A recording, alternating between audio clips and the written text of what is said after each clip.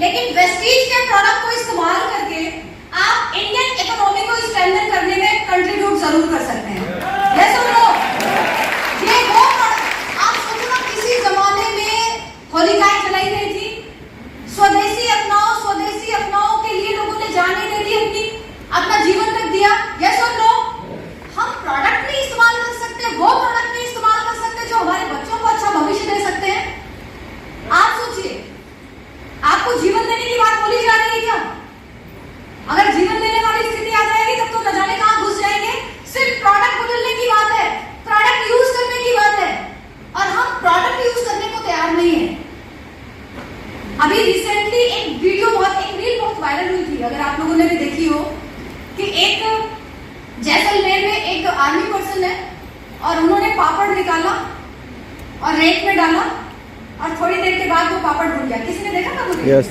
बहुत सारे लोगों ने देखा। अंडे को आप वही में डाल दीजिए, कुछ देर के बाद अंडा पक जा रहा है। सब लोग उस जगह पर हमारे आपकी रक्षा के लिए एक व्यक्ति खड़ा है जहां पर पापड़ भुन जा रहा है, इतनी ज्यादा गर्मी है। सोचो, अगर ऐसी स्थिति में हमें आपको रहने को बोला जाए, हम में से कितने लोग रहेंगे?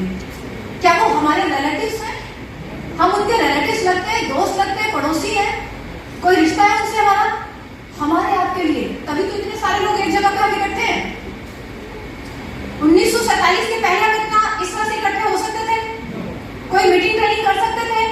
दुनिया में आप मुझे बताओ, आज बहुत सारे लोगों को मोटिवेट होने की जरूरत पड़ती है। मोटिवेशन चाहिए, किताब पढ़नी है, यूट्यूब पे जाना है, मोटिवेशनल सॉन्ग सुनने हैं।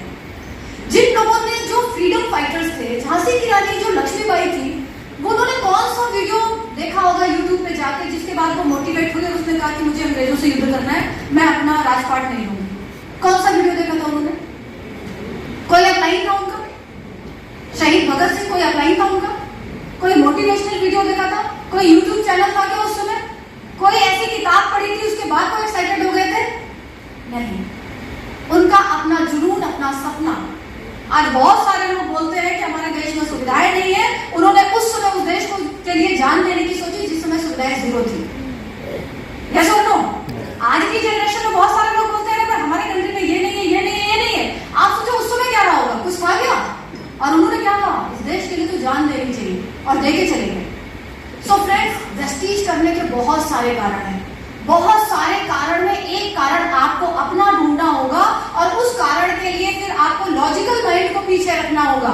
बिना लॉजिकल माइंड को अप्लाई किए आपको इसमें काम करना होगा। कर सकते हैं? कर सकते हैं?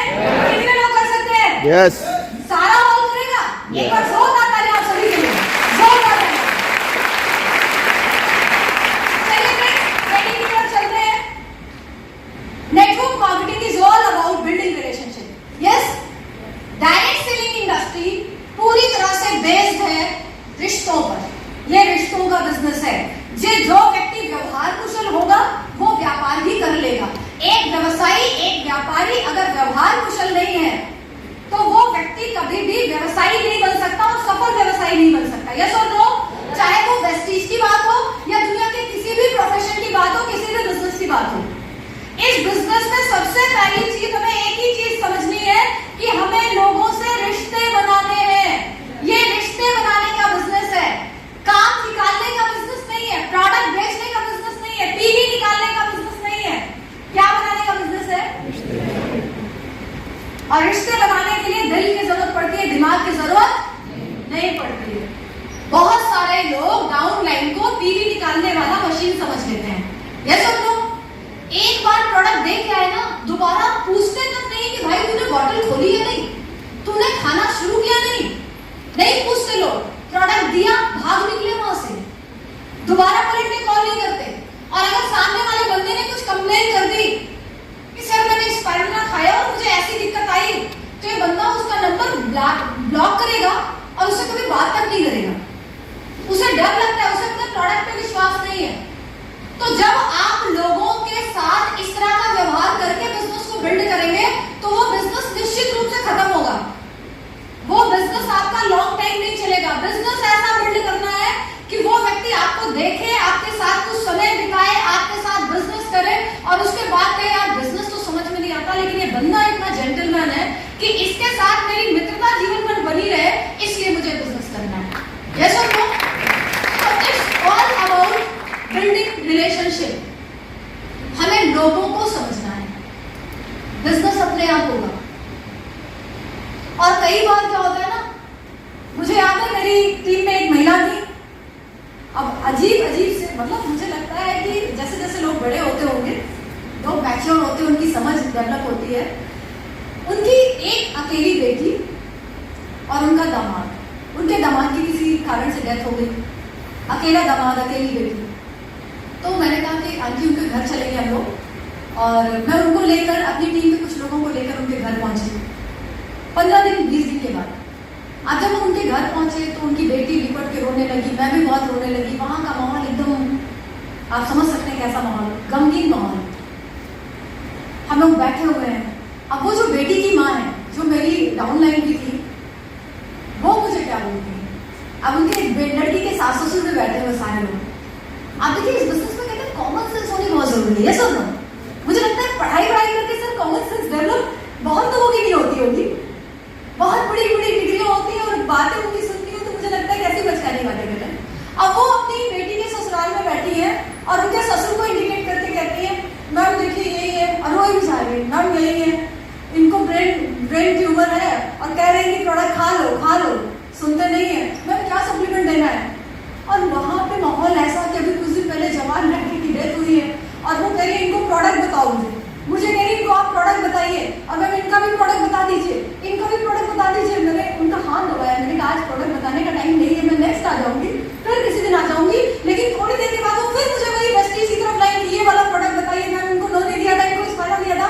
उसके बाद मैं जल्दी से खड़ी हुई, सबको नमस्ते बोला और मैं वहां से निकल आई।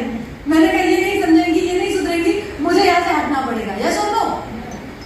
हमें लोगों की भावनाओं को समझना आना चाहिए। बिजनेस ना समझ में आएगा तो भी काम चलेगा। यस, कॉमन सेंस बहुत जरूरी है और ये धीरे धीरे खुद से डेवलप होना चाहिए। एक बार एक लड़की शादी करके अपने ससुराल आती है। जब वो ससुराल आई तो उसके सास ससुर उसके पास आए और बोलते हैं बेटी आज से हम ही तुम्हारे माता पिता हैं। लड़की बड़ी खुश हुई। शाम को उसका हस्बैंड लौटा तो वो अपनी सास के पास जाती है, कहती मम्मी भैया आ गए। कॉमन सेंस का होना कितना जरूरी है। बहुत सारी बातें, बहुत सारी चीजें, दुनिया की सारी चीजें किताबों में थोड़े पढ़ी होगी, अपलाइन सब कुछ थोड़े बताएगा। धर्म संकट की स्थिति तो हर दिन होगी, अग्नि परीक्षा वाली सिचुएशन हर दिन होगी। हर समय क्या अपलाइन को भी फोन लगा के पूछोगे सर चाय बिस्किट सामने आया है, बिस्किट खाऊं पहले या चाय क्यों पहले, ये अपलाइन से पूछोगे। सर बिस्किट पूरा खा लूं या तो छोड़ के भी आना है, ये भी बात अपलाइन बताएगा। कुछ चीजें तो आपको खुद से समझनी पड़ेगी ना। यस और नो? कॉमन सेंस डेवलप होना बहुत जरूरी है फ्रेंड्स। और इस बिजनेस में हमें लोगों के साथ रिश्ते बनाने हैं, हमें लोगों के साथ दिल से जुड़ना है। बिजनेस अपने आप बढ़ता जाएगा।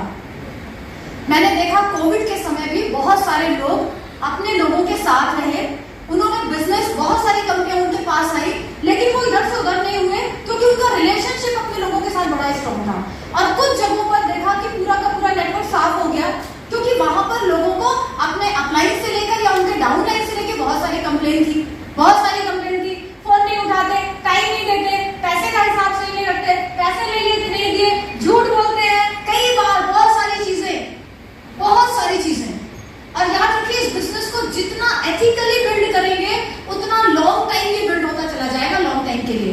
और जितना टेम्पररी आप झूठ बोल के, इधर उधर के वादे करके, झूठे वादे करके, तुम ये कर लो, मैं तुम्हें ये रिवार्ड दूंगा, पता चला वही अभी 85-100 लोग मारे थे, हमारे ऑफिस में भीड़ लगी हुई है, हर जगह भीड़ लगी हुई है। ये सब लो। तो जब आप झूठे मोटे वादे कर करके लोगों को इकट्ठा कर लेते हैं ना, तो वो स्थिति जब सामने आएगी और आपकी एक बार छवि खराब हो गई तो आप उसे दोबारा से ठीक नहीं कर पाएंगे। यस, वादे करने हैं क्योंकि वादे करने से लोगों का विश्वास आप जीत लेते हैं, लेकिन जो वादे कर लिए उनको निभाना जरूर है। कुछ भी हो जाए उन वादों को निभाना है, अपनी बातों में रहना है। और हमारे देश में तो लोग कहते थे प्राण जाए पर। सोचिए, ऐसे देश से हम आते हैं जहां पर लोग कहते थे प्राण चला जाए लेकिन वचन नहीं जाना चाहिए। तो हमें अपने बिजनेस को इसी तरह से बिल्ड करना है। लोगों से प्यार करना सीखिए, लोगों की सफलता के लिए काम करिए। आपकी सफलता तो आएगी ना। आप अगर लोगों की सफलता के लिए काम करोगे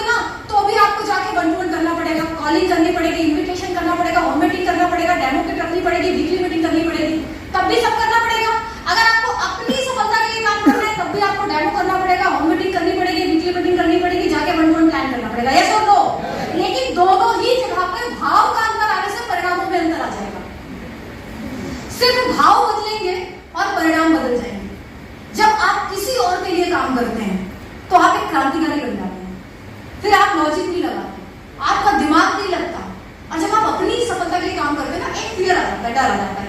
एक ही अपना दूसरों के लिए काम करके बहुत बिजनेस निकाल लेता है, लेकिन कई बार वो अपनी साइड मेंटेनेंस में जाता है तो वो उतने अच्छे रिजल्ट नहीं ला पाता। यस और नो? कुछ और लोगों के लिए काम कर रहा है तो अच्छे रिजल्ट ला रहा है, कुछ जगहों पे जा रहा है तो वो रिजल्ट नहीं ला पा रहा है। इसका बहुत बड़ा कारण क्या है? भाव बदलने से परिणाम बदल जाएंगे। इसलिए हमेशा एक ही भाव मन में बदल दो, डाल दो परमानेंटली।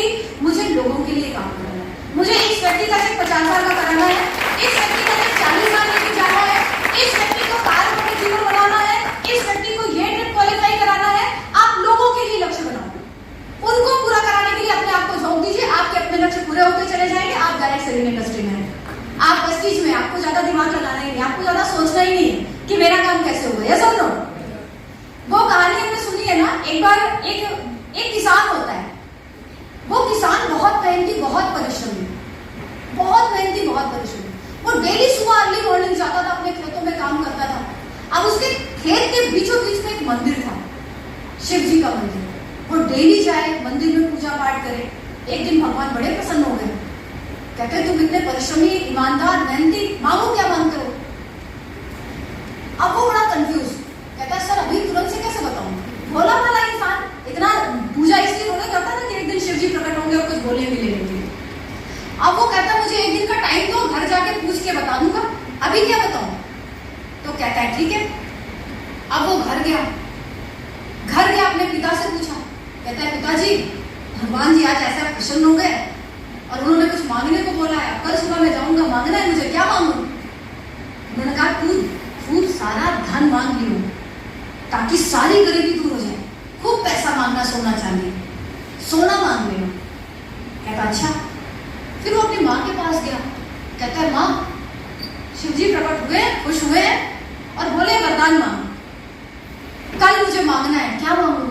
अब उसकी माँ जो थी वो आंखों से अंधी थी, उसने कहा बेटा मुझे क्या चाहिए, मेरे लिए तो सारी दुनिया अंधेरी है, अगर भगवान ने इतना बड़ा मौका दे दिया है तू मेरे लिए आंखें मांग लेना, मैं भी ये दुनिया, खूबसूरत दुनिया देखूंगी, तुझे देखूंगी, पूरा परिवार देखूंगी। कहता ओके।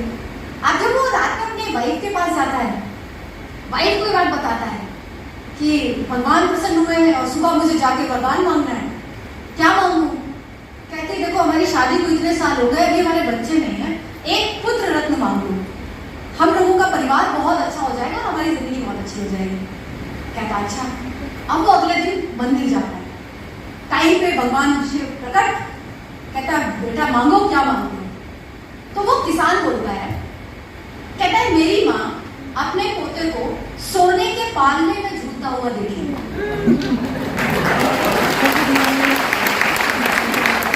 एक ही बार बोला ना सर भगवान ने, तो उसने क्या मांगा? मेरी माँ अपने पोते को सोने के पालने में झूलता हुआ देखी। सबकी मुरादें पूरी हो गई, पूरे परिवार की मुरादें पूरी हो गई। प्रेस्टीज में कोई भी एक कारण भी लेके चलोगे ना, एक कारण, मैं तो आई थी 20-30 हजार रुपए आने लगे, स्कूटी घर पे खड़ी रहती है, तेल लगाने के पैसे नहीं रहते, ऑटो में बैठो तो दुनिया वाले बैठने नहीं देते। अरे सुनिए स्कूटी ना है, अरे पैदल जा रही हो, ऑटो में क्यों जा रही हो? इतने सारे लोग और सब पहचान रहे, और मैं तो इतना नकाब वकाब बांध के जाती थी, ग्लास वगैरह, मतलब कैसे पहचान लेते थे? पहचान लेते लोग, और वो सब पूछते थे अरे पैदल जा रही हो? तो मैं कहती थी भगवान इस अपमान से मुझे बचाओ, इतना पैसा वेस्टीज से कमाऊं कि गाड़ी में पेट्रोल डलाऊं और हर दिन मैं स्कूटी से निकलूं। तो जिस दिन मैं स्कूटी से निकलती थी ना, मुझे लगता था आज वो सारे लोग मुझे देख लें, वो जो लोग पूछते थे आज ऑटो में क्यों, पैदल क्यों, मैं कहती थी आज सारे लोग मिल जाए और मुझे देख लेती मैं स्कूटी पे जा रही हूँ। तो मुझे लगता था 20-30 हजार रुपए भी आ जाएंगे ना तो बस मैं तो एकदम बढ़िया हो जाएगी, मेरी लाइफ अच्छी हो जाएगी, डेली स्कूटी में निकलूंगी। और फिर काम करना शुरू किया, 20-30 हजार रुपए आ गए, 40 हजार। मैंने कहा नहीं तो 40 हजार आ गए, सच में आने लगे 40 हजार। अब मैंने कहा अब 1 लाख सोचती हूँ, 1 लाख, काम करते करते 1 लाख भी आ गए, 1 लाख आने लगे। मैंने कहा क्या? अब 2 लाख, अब 3 लाख। और सिर्फ पैसे नहीं आ रहे थे, पैसे के साथ साथ लाइफस्टाइल बदल रहा था, लाइफस्टाइल के साथ साथ फॉरेन ट्रिप भी मिल रहे थे, फॉरेन ट्रिप के साथ साथ अदर अचीवमेंट्स भी आ रहे थे। अगर आपने कोई एक चीज को भी अपना कारण बनाकर वेस्टीज को करना शुरू किया ना, तो सिर्फ एक चीज नहीं, उसके साथ साथ ऐसी बहुत सारी चीजें जो आपने कभी सोची नहीं थी वो भी आपके पास आ जाएगी, वो भी आपके पास आ जाएगी।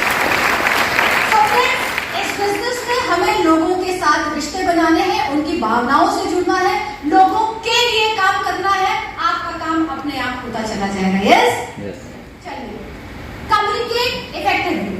हमें लोगों के साथ प्रभावशाली तरीके से कम्युनिकेट करना है। अगर कोई मुझसे पूछे कि लीडरशिप क्या है, बहुत सारी परिभाषाएं पढ़ी है, सुनी है, देखी है। अगर एक शब्द में मुझे लीडरशिप को डिफाइन करने का मौका दिया जाएगा तो मैं बोलूंगी लीडरशिप इज प्रभाव। लीडरशिप क्या है? प्रभाव। वही बात जो एक सामान्य व्यक्ति किसी व्यक्ति को बताता है और वो परिणाम नहीं ले पाता, जब एक प्रभावशाली व्यक्ति वहां पर जाता है तो वो सबको ज्वाइन करा लेता है। ये सुन लो, आपने ऐसे कई लोगों को ज्वाइन कराया होगा जिनको आज से पहले भी बहुत सारे लोग जाके प्लान लेकर आए होंगे, लेकिन वो उनसे कन्विंस नहीं हो पाए और बाद में वो आपके साथ आए। ये सुन लो, लीडरशिप एक शब्द में प्रभाव है।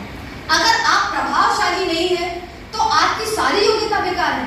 आप कितने इंटेलिजेंट हैं, कितनी डिग्रियां हैं, कितना अच्छा बोलते हैं, कितना अच्छा सुनते हैं, कोई मायने नहीं रखता। आपको प्रभावशाली व्यक्तित्व बनना पड़ेगा। ये जरूर है कि प्रभावशाली व्यक्तित्व बनने के लिए आपको नॉलेज भी लेनी पड़ेगी, पढ़ना भी पड़ेगा, सीखना भी पड़ेगा, लेकिन आपको यह समझना पड़ेगा एक प्रभावशाली व्यक्ति वो होता है जो अच्छा श्रोता होता है। अभी रिसेंटली मैंने एक इंटरव्यू देखा रजत शर्मा जी का, बहुत पुराना, अटल बिहारी वाजपेयी जी उनकी आपकी अदालत में आए हुए थे और रजत शर्मा जी उनसे पूछ रहे हैं कि सर मैं आपकी तरह, आप इतने अच्छे स्पीकर हैं, मैं आपकी तरह बोलना सीखना चाहता हूं। तो अटल बिहारी वाजपेयी जी ने उन्हें बोला कि अगर मुझसे कुछ सीखना है तो बोलना मत सीखना, सुनना कैसे है ये सीख लो, और कहां चुप रहना है ये सीख लो। बोलना सीखना कला नहीं है, मौन रहना और कम बोलना कला है। ये सब लोग, लेकिन हमारे यहाँ पे हम लोग क्या बोलते हैं, बहुत अच्छा बोला, बहुत अच्छा बोला, बहुत अच्छा स्पीकर।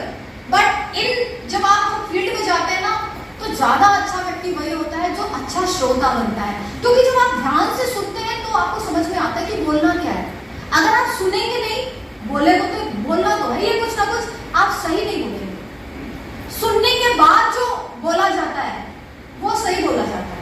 कोर्ट में हियरिंग होती है, स्पीकिंग नहीं होती।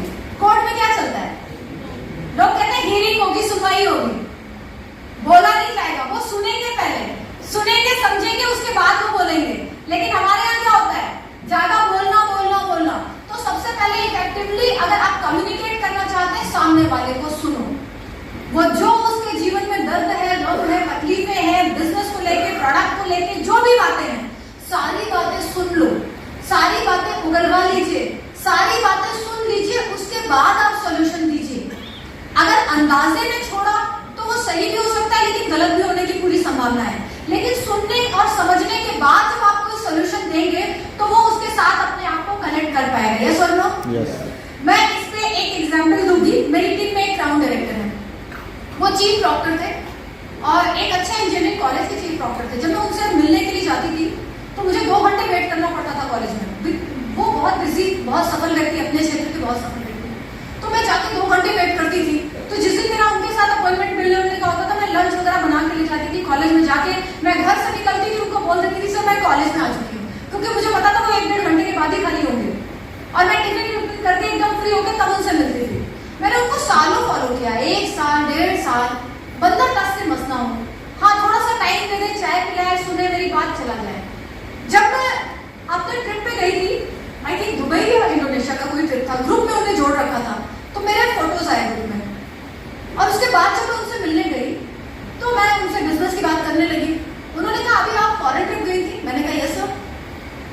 उन्होंने कहा कि इसमें ट्रिप पे जाते हैं क्या? मैंने कहा हाँ जाते हैं, बिल्कुल जाते हैं। फिर उन्होंने अपनी कुछ और बातें बताई, जो बातें उन्होंने मुझे पहले कभी नहीं बताई थी।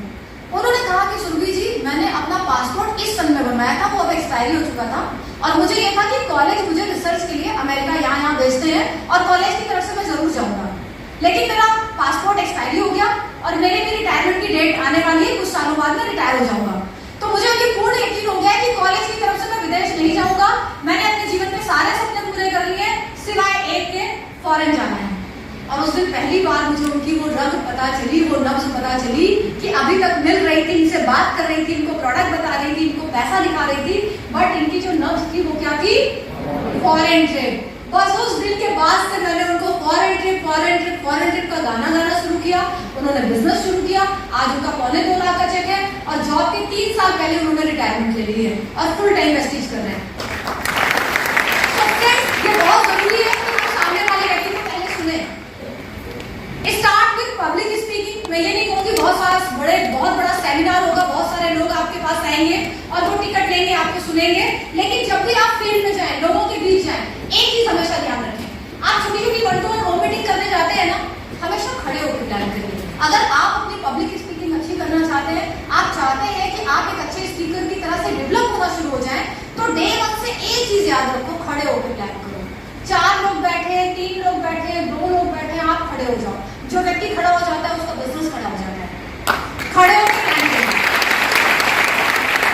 बहुत सारे लोग डरते रहते हैं, सर इस बार नहीं, अगली बार, इस बार नहीं, अगली बार, अगली बार, अगली बार। वो अगली बार कभी नहीं आएगा।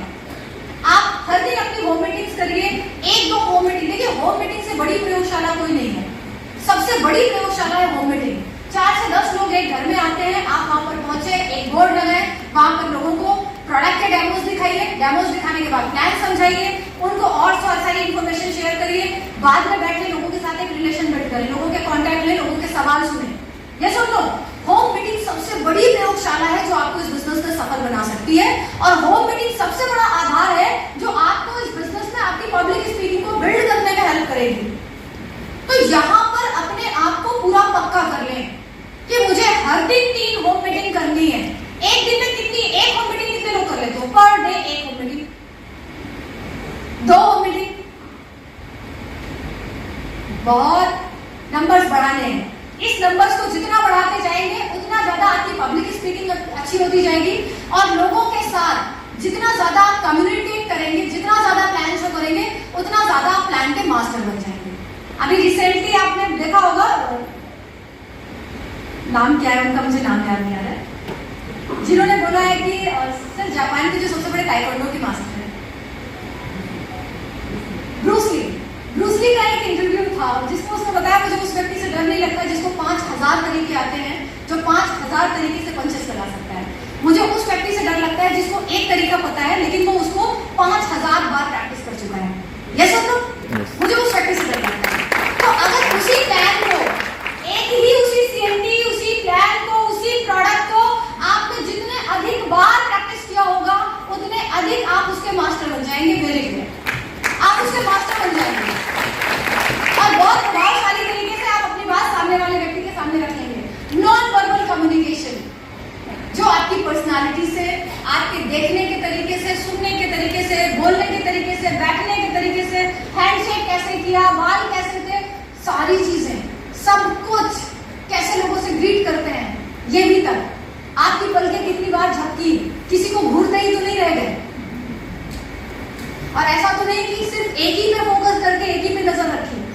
बहुत सारी चीजें जो आपकी पूरी ओवरऑल पर्सनालिटी के साथ जुड़ी होती हैं वो नॉन वर्बल होती हैं। यस और नो? यस। जिसके लिए आपको बताना बोलना नहीं पड़ता, वो आभास लगाया जाता है, लोग आभास लगा लेते हैं, वो अनुमान लगा लेते हैं। तो एक प्रभावशाली नॉन वर्बल कम्युनिकेशन बहुत जरूरी है। Be a team leader, be a helping hand for others. As a team leader हमेशा लोगों की हेल्प करने के लिए आप एक हेल्पिंग हैंड बन जाइए। लोगों के लेवल क्वालिफाई कराने के लिए छोटी छोटी सी दिक्कतें आती है टीमों में, उन दिक्कतों को अपने तक आने दीजिए। आप गहरे तक जाकर लोगों के साथ कनेक्टेड रहिए, गहरे तक जाकर लोगों के साथ कनेक्टेड रहिए, क्योंकि अगर कहीं पर भी वही नेतागिरी वाली बात आ गई, नेता बन गए, तो मामला गड़बड़ हो जाएगा। अभी बहुत सारी जगहों पे मामला गड़बड़ हुआ। तो हमें कहीं पर भी अपनी रूट के साथ कनेक्टेड रहना है, ग्राउंडेड रहना है। लेवल्स बढ़ रहे हैं, बढ़ने दीजिए, पे आउट बढ़ रहा है, बढ़ने दीजिए, ग्राउंडेड रहिए, एक एक व्यक्ति के साथ कनेक्टेड रहिए। 1-to-1 होम मीटिंग उसी तरह से करिए जिस तरह से डे 1 पे किया था। जब पहले दिन वेस्टीज को ज्वाइन किया था, फर्स्ट डे, उस दिन क्या एक्साइटमेंट थी, एक अपॉइंटमेंट भी छोड़ना नहीं चाहते थे, क्योंकि ऐसा लगता था कहीं ऐसा नहीं यही क्राउन निकल जाए। मतलब मेरे साथ क्या होता है, मेरे दिमाग में हमेशा क्या चलता है, जो अपॉइंटमेंट अगर किसी कारण से मेरा छूट रहा होता है ना, मुझे लगता है जिसको आज छोड़ूंगी कहीं ऐसा तो नहीं यही मेरा क्राउन हो और मैं आज इसको मिस कर दूं। तो जब ये फियर आपके अंदर चलेगा ना, तो आप किसी मीटिंग, किसी अपॉइंटमेंट को छोड़ोगे नहीं। ये फियर तो हमेशा आपके मन में है। देखिए, कई बार फियर हमसे काम करा लेता है, ऐसा आप लोगों को भी लगता है? किसी तरह का डर है वो आपसे काम कराता है। अब ये एक डर मैं आपको बताऊंगी एक पिता के जीवन में कैसे आया और कैसे उसका जीवन बदल गया। एक पिता है और वो चेन स्मोकर है, मतलब चेन स्मोकर समझ रहे हैं, जो एक के बाद बहुत सारी सिगरेट्स पीता है। अब उसकी एक बेटी भी है 14-15 साल की। एक दिन वो घर में, बेटी स्कूल से आती है, 15-16 साल की लड़की है, अब उसने अपना बैग उतारा, सोफे पे पटक दिया। अब पिता है बैठ के नॉर्मली सिगरेट पी रहा है। अब वो बेटी अपने पिता के पास जाती है, उसके हाथ से सिगरेट छीनती है और उसको जमीन पे फेंक देती है फर्श पे। अब ऐसा उस लड़की ने जीवन में पहले कभी नहीं किया, क्योंकि पिता तो जी हमेशा से सिगरेट पी रहा था। अब उसने जब देखा बेटी ने ऐसा किया, वो आग में एकदम गुस्से से आग बबूला हो गया और वो तुरंत से अपने सोफे से उठा, कहता है ये क्या बदतमीजी है, ये क्या कर रही हो तुम। लड़की कहती है अपने पिता की आंखों में आंख डाल के, पिता भी गुस्से में, लड़की भी गुस्से में।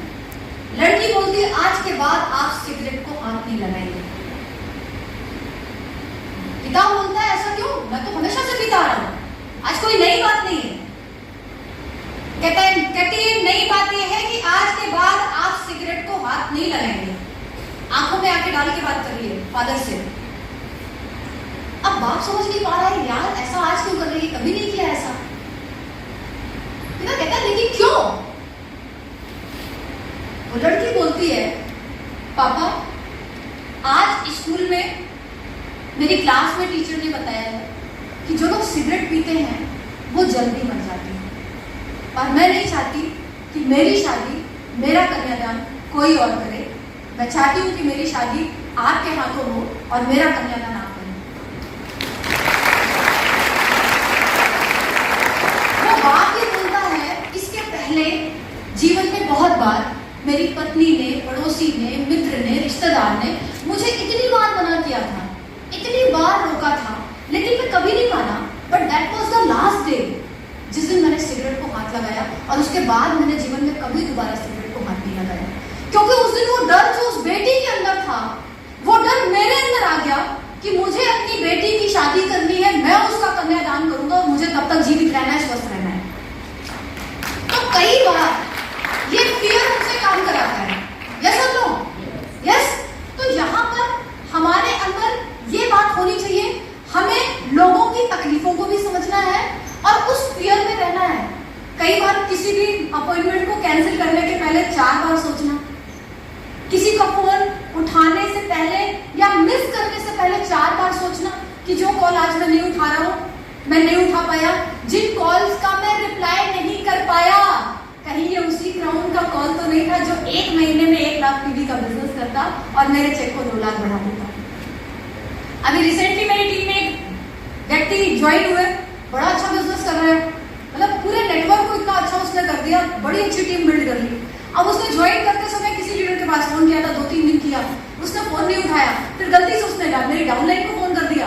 अब इसने फोन उठाया, ये मिली, बात की, मेरे पास प्रयागराज लेके आई, बातचीत हुई, काम शुरू कर दिया, आज वो स्टार डायरेक्टर है, बहुत अच्छा बिजनेस कर रहा है। तो कहे कि मैम अच्छा वो उस लीडर ने उस दिन फोन नहीं उठाया उसका, अगर वो उठा लेते तो ये मेरी झोली में नहीं गिरता, यस और नो। तो किसी भी कॉल को जब आप मिस करते हैं ना, तो उसके साथ एक फियर को ले आओ, हो सकता है यही वो कॉल हो।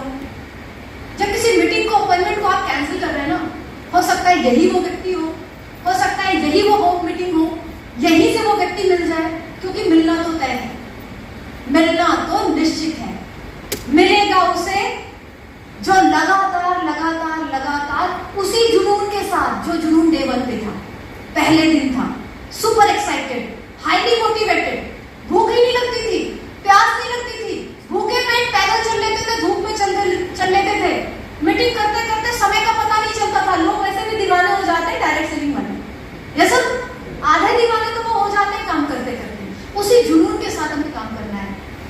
How can I help you, yes, बड़ा अच्छा लगता है सुनने में, मतलब मुझे कोई ऐसा पूछता है तो मुझे बड़ा अच्छा लगता है। तो आप सोचो अगर मैं किसी से पूछती होंगी तो उसको कैसा लगता होगा।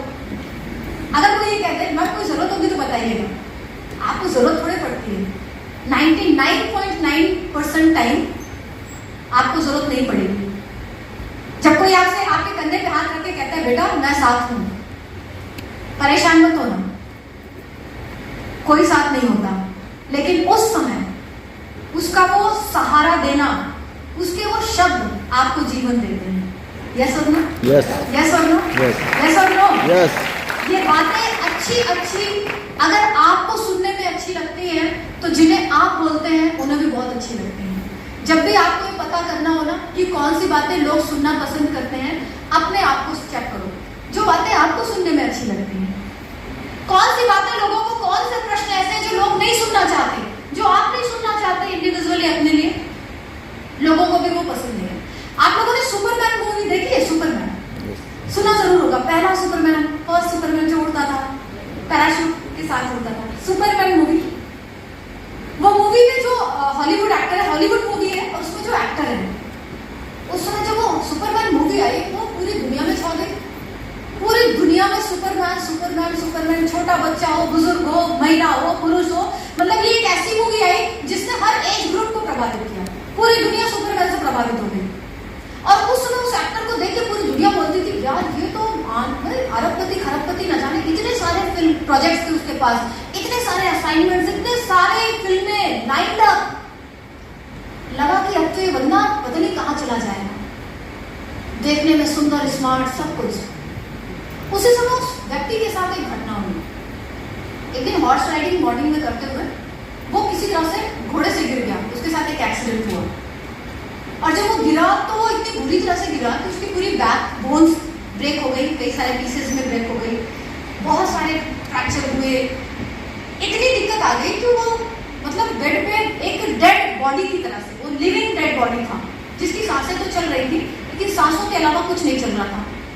और उस दिन जब डॉक्टर ने उसको सब कुछ बताया, उसे पता चला कि मेरे साथ ऐसा हो चुका है, उसे लगा कि अब तो जीवन खत्म, अब तो मुझे जीना ही नहीं चाहिए, अब तो मुझे बस वो मर्सी किलिंग वाली जगह, वो परमिशन मुझे दे दी जाए। उस परिस्थिति में उसकी वाइफ उसके पास आती है, उसकी पत्नी ने उसका हाथ पकड़ा, उस सुपरमैन का, उसका असली नाम मुझे याद नहीं आ रहा है, उसका हाथ पकड़ा और उसने कहा कि तुम जिस भी परिस्थिति में आज हो, जिस भी परिस्थिति में अपने आज हो, मैं हर परिस्थिति में भी, ऐसी सिचुएशन में भी, और अगर इससे कुछ बहुत भी बुरा होगा, हर परिस्थिति में तुम्हारे साथ हूं। और वो व्यक्ति कहता है अगर उस दिन वो बात मेरी पत्नी ने मुझे नहीं बोली होती तो मैं मर्सी किलिंग के बारे में सोच रहा था, मैं ये सोच रहा था कि मुझे सुसाइड करना है, मुझे मरना है, लेकिन उस दिन उस मेरी पत्नी की इस बात ने मुझे जीवन दान दिया। यस, ऐसा बहुत बार होगा आपको अपने शब्दों से। स्वामी विवेकानंद जी कहते हैं आपसे मिलने के बाद हर व्यक्ति अपनी मानसिक उन्नति में चला जाए, वो उस उत्साह में जाए। अगर वो सुसाइड करने की सोच रहा है और आपसे बातें कर लेना, उसके अंदर जीने की इच्छा उत्पन्न हो जाए, वो कहे मुझे जीना है, मुझे खुश रहना है, इससे भी बुरी परिस्थिति आएगी तो भी मैं लड़ूंगा, मैं जीतूंगा, लेकिन मुझे रहना है, मुझे जीना है।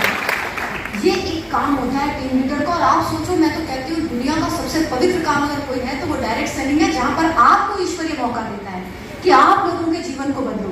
जो काम ईश्वर नहीं करता वो आपसे करा रहा है, क्योंकि अपने दूतों को भेजता है ना वो। तो यहाँ पर कितना बड़ा मौका ईश्वर ने हमें दिया। Before they ask help them, offering to cover for someone. कई बार हमारे नेटवर्क में कुछ लोगों के साथ ऐसा होता है, घर में शादी पड़ गई और वो 1 महीने के लिए डिस्टर्ब हुआ और फिर वो बिजनेस से आउट हो गया। यस और नो? किसी के घर में कोई डेथ हो गई और वो इतना मेंटली डिस्टर्ब हुआ कि वो बाद में वापस नहीं कर पाता, वापसी नहीं कर पाता बिजनेस में।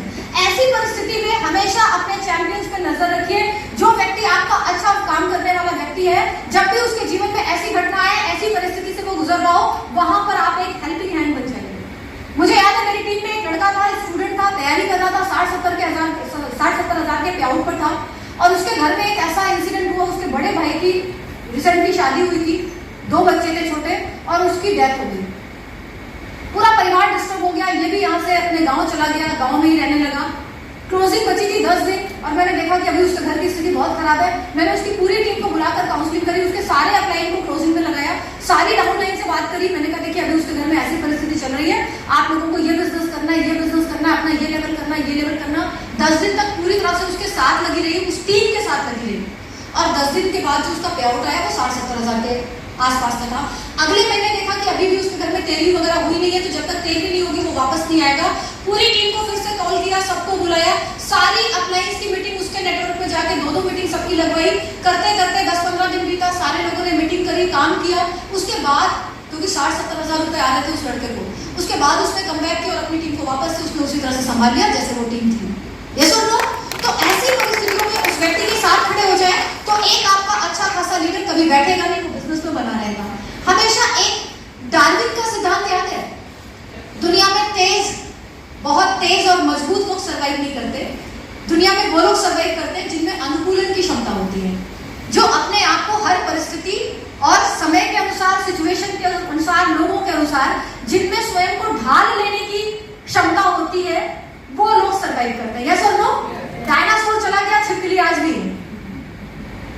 डायनासोर चला गया पृथ्वी से, लेकिन छिपकली छोटा सा प्राणी वो आज भी जीवित है। तो हमें एक ऐसा व्यक्ति बनना है जो हर प्रॉब्लम का सॉल्यूशन ढूंढे और हर तरह के समय के अनुसार अपने आप को क्या करे, एडेप्टेबिलिटी डेवलप करे, फ्लेक्सिबिलिटी होनी चाहिए। कोविड आया, उस समय पे जो जरूरत थी अपने आप को फास्टली उस तरह से हमें अपने आप को मोल्ड करना है। आफ्टर कोविड क्या जरूरत थी, इस समय क्या जरूरत है, बिजनेस को लेके इस समय हमें क्या अपने अंदर चीजें डेवलप करनी है, उन चीजों पे तेज नजर रखते हुए तेजी से अपने अंदर को, अपने आप को समय के अनुसार बदलते रहना है। यस और नो? क्योंकि जो व्यक्ति अपने आप को समय के अनुसार बदलता रहेगा वो ही इस बिजनेस में टिक पाएगा और सफल हो पाएगा। हमेशा एक प्रॉब्लम सॉल्वर बनिए। कोई भी चुनौती आए, जैसे मेरे साथ क्या होता है, कोई भी चुनौती आती है मैं पूछती थी हमेशा कि अगर यही सिचुएशन, यही सेम प्रॉब्लम साइना नेहवाल के जीवन में आएगी वो क्या करेगी, पीवी सिंधु के जीवन में अगर ये चुनौती आएगी वो क्या करेगी। यस और नो? यही परिस्थिति जब अरुणिमा सिन्हा के लाइफ में आई होगी उसने क्या डिसीजन लिया होगा। अगर आज अरुणिमा सिन्हा इस स्थिति में होगी वो क्या डिसाइड करेगी। मैं हमेशा अपने आप को ये पूछती हूँ, हमेशा एक सफल व्यक्ति क्या निर्णय लेता है, एक सफल व्यक्ति किस तरह से सोचता है, वो क्या डिसीजन लेता, वो गिव अप करता, वो क्विट करता या वो सॉल्यूशन ढूंढता। वो सॉल्यूशन ढूंढता, मुझे भी सॉल्यूशन ढूंढना है और मुझे सॉल्यूशन की तरफ से जाना है। हमेशा अपना एसोसिएशन अच्छा रखिए, आपके मेंटर्स अच्छे होने चाहिए। हमारी संगत किस तरह के लोगों की है, आप कितने ज्ञानी हैं मायने नहीं रखता, आप कहां से पढ़ के आए हैं मायने नहीं रखता, आपके पास क्या सुख सुविधाएं हैं मायने नहीं रखता, आपकी संगति कैसी है ये सबसे ज्यादा महत्वपूर्ण है। जिस तरह के लोगों की संगत में रहोगे, डिग्रियां उसमें काम नहीं आएंगी, सारा ज्ञान किनारे हो जाएगा, प्रोफेसर ने क्या पढ़ाया था किनारे हो जाएगा। जिसके साथ बैठ उठ रहे हो ना वही बन जाओगे, 100% वही बन जाएंगे आप। इसलिए संगत की रंगत चढ़ती है, अपनी कंपनी सही तरह से आपको चुननी पड़ेगी। आज बहुत सारे एक्टर्स एक्ट्रेसेस आकर आपको गुटखा खाने के बारे में भी बताएंगे टीवी पर। आपको डिसाइड करना है कि आपको किसे चुनना है अपने रोल मॉडल के रूप में। यस और नो? रोल मॉडल आपको चुनना है। रोल मॉडल का मतलब वो व्यक्ति नहीं जो बहुत सफल है और उसका फोटो दीवारों पे चिपका लिया। रोल मॉडल वो व्यक्ति है जिसके आदर्श से आप प्रभावित हो, उसके व्यवहार से प्रभावित हो, और जब तक उसकी 5 क्वालिटी आप डेवलप अपने अंदर ना कर ले, इंप्लीमेंट ना कर ले, आपको अधिकार नहीं आप कह सकते हैं कि वो आपका रोल मॉडल है। No, never. अगर उसके अंदर की 5 क्वालिटीज आपने अपने अंदर इंप्लीमेंट नहीं करी है तो वो व्यक्ति आपका रोल मॉडल है ही नहीं। कहने के लिए आप कुछ भी कहिए, मुझे वो बहुत पसंद है, वो मेरा रोल मॉडल है, नेवर, ये झूठ है। रोल मॉडल का मतलब है कि अगर मैं ये कहता हूं विराट कोहली मेरा रोल मॉडल है तो मुझे डिसिप्लिन होना पड़ेगा, उसकी ईटिंग हैबिट्स को मुझे अपनाना पड़ेगा, उसके हार्डवर्क को अगर मैं नहीं अपना रहा हूं तो किस बात का विराट कोहली आपका रोल मॉडल हो सकता है? क्यों हो सकता है वो आपका रोल मॉडल? सिर्फ क्या पसंद आ रहा है? सारे लोग एक जैसे हैं, किसी का व्यक्तित्व ही तो किसी को किसी से अलग करता होगा, व्यक्ति तो सब एक जैसे ही होते होंगे। यस और नो? तो अगर किसी को अपना रोल मॉडल कहते हो ना, उसकी 5 क्वालिटीज को चुरा लो और अपने अंदर डाल लो, और जब तक वो 5 क्वालिटीज आपने अपने अंदर नहीं डाली है कभी मत कहना कि वो व्यक्ति आपका रोल मॉडल है। तो बहुत ध्यान से हमेशा ऐसी संगत में रहे जो संगत आपको एनकरेज करती हो। दिन भर में 5 मोटिवेशनल सॉन्ग जरूर सुना करिए, 5 ऐसे गीत जो आपके रक्त का संचार बढ़ाते हो, आपकी हृदय गति को बढ़ाते हो, आपके रक्त में उबाल ला देते हो। कुछ होंगे ना ऐसे गाने, है ऐसे गाने? yes. आपकी लिस्ट में है ऐसे गाने? yes. 5 गीत रोज सुन लिया करो, उसके बाद घर के अंदर नहीं बैठ पाओ, घर के अंदर आप रह नहीं सकते, आपको फील्ड में जाना पड़ेगा। यस और नो? आपको चुनना पड़ेगा मुझे कौन सी चीजें जो प्रेरित करती है और कौन से ऐसे लोग हैं जो मुझे डिमोरलाइज करते हैं। ऐसा जो भी व्यक्ति आपके जीवन में है उससे दूरी बना लीजिए, जो आपको ये महसूस कराता है कि तुम नहीं कर सकते, तुमसे ये नहीं होगा, तुम्हारे साथ तो ये खराब चल रहा है। हर एक ऐसे व्यक्ति से दूर हो जाइए। फ्रेंड्स, इस प्रोग्राम को खत्म करने से पहले एक स्टोरी मेरे दिल के बहुत करीब है, वो सुनाऊंगी। तैयार है? तैयार है? यस सारे लोग? यस। और ये कोई स्टोरी नहीं है, अभी जो भी सुनाई होगी वो सच्ची घटनाएं सुनाई होंगी। ये एक सच्ची घटना है। आपको पता है जापान में अर्थक्वेक सबसे ज्यादा आते हैं, यस इसीलिए वहां पर मकान लकड़ियों के बनाए जाते हैं। ये भी पता है? यस। एक पिता है डेविड, वो अपने 4 साल के बेटे के साथ एक लकड़ी के मकान में रहता है। डेली काम पर जाता है, एलन को घर पे छोड़ के जाता है, और वापस से जब डेविड घर आता है तो फिर से एलन की देखभाल करता है। एक दिन डेविड जब दोपहर में घर आया तो उसने क्या देखा कि आसपास बहुत तेज भूकंप आया, सारे घर ध्वस्त हो गए, बहुत सारे लोग मर गए, बहुत सारे लोग रो रहे हैं, चिल्ला रहे हैं, वो दुखी है। अब पूरा घर ध्वस्त है, वो पहचान नहीं पा रहा है कि उसका अपना घर कौन सा है। किसी तरह से मुश्किल से दौड़ते दौड़ते वो अपने घर के पास पहुंचा, और जब वो अपने घर के पास पहुंचा उसने पहचाना कि मेरा घर है। उसने जल्दी से लकड़ियां हटानी शुरू करी। अब जब वो लकड़ियों को हटा रहा है, 1 घंटा हो गया, 2 घंटा हो गया, 3 घंटे हो गए, 4 घंटे हो गए, 5 घंटे हो गए। अब बड़ोस का एक आदमी आता है, कहता है डेविड संभालो, देखो उसने भी अपनी माँ को खोया है, उसने भी अपने पिता को खोया है, संभालो अपने आप को। डेविड कहता है तुम मेरी मदद करोगे इस काम में? कौन मदद करता है? चला गया वो। जब आप लोगों को प्लान देने जाएंगे लोग आपको मना करेंगे, यस और नो? और आपको एक ही बात पूछनी है, क्या तुम मेरे बिजनेस में मेरे साथ आओगे? वो क्या बोलेगा? क्या तुम मुझे तरीका बता सकते हो 1 लाख रुपए कहां से आएगा? बता सकता है वो? नहीं बता पाएगा। आपको उसे छोड़ना है। डेविड ने उसे छोड़ा, वो अपने काम में लगा रहा। धीरे धीरे सारी लकड़ियां हटानी शुरू करी, पूरी रात बीत गई, बिना कुछ खाए बिना कुछ पिए पूरी रात उसने लकड़ियां हटाई। अगले दिन फिर लोग आए, कहता है डेविड कहाँ पागल है? अरे देख, लोगों ने भी तो अपने लोगों को खोया है, उसका बेटा मर गया, उसकी पत्नी मर गई, संभाल अपने आप को। डेविड कहता विल यू हेल्प मी? तुम मेरी मदद करोगे इस काम में? लोग मदद नहीं करते, वो फिर वापस चले जाते। पूरा दिन गुजर गया, एक पिता अन्न का एक दाना खाए बिना पूरे दिन उन लकड़ियों को हटाता रहा। अगली रात हटाता रहा, हटाते हटाते हटाते उसने देखा एक बहुत मोटी लकड़ी जो दबी पड़ी है, वो पूरी ताकत लगाकर उस लकड़ी को जब उठाता तो वो उठा नहीं पाता। 2 दिन से कुछ खाया पिया नहीं उसने। फिर पूरी ताकत लगाता, उस लकड़ी को फिर पूरी ताकत से बाहर उठाता, वो उठा नहीं पाता।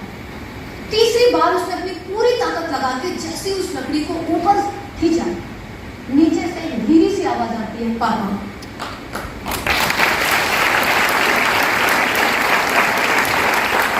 वो और लोगों को हटाकर नीचे से उस 4 साल के अपने बच्चे को गोद में लेता और अपने सीने से लगा लेता। जब आप इस बिजनेस की यात्रा पर निकलेंगे, दुनिया में बहुत सारे लोग आपको रोकने के लिए आएंगे। वो आपको मना करेंगे, वो आपको रोकेंगे, कहेंगे तुमसे नहीं हो पाएगा। आपको एक बात याद रखनी है, दुनिया की आवाज नहीं, दुनिया की बाहरी आवाजें नहीं, आपको अपने अंदर की आवाज को सुनना है, क्योंकि आपके अंदर की आवाज परमात्मा की आवाज है। Thank you so much.